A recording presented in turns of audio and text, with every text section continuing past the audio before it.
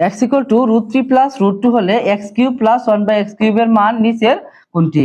এই বহু নির্বাচনটি সমাধান করার জন্য আমাদের কাছে একটি শর্টকাট নিয়ম আছে। নিয়মটি হলো, যদি আমরা এই √3 কে √a ধরি এবং √2 কে √b ধরি, তাহলে x এর মান হবে √a প্লাস √b। এক্ষেত্রে x প্লাস 1/x এর মান হবে 2√a। যদি এই মানের জন্য আমরা x প্লাস 1/x এর মান বের করি, তাহলে 2 ইন্টু √a এর মান হচ্ছে √3।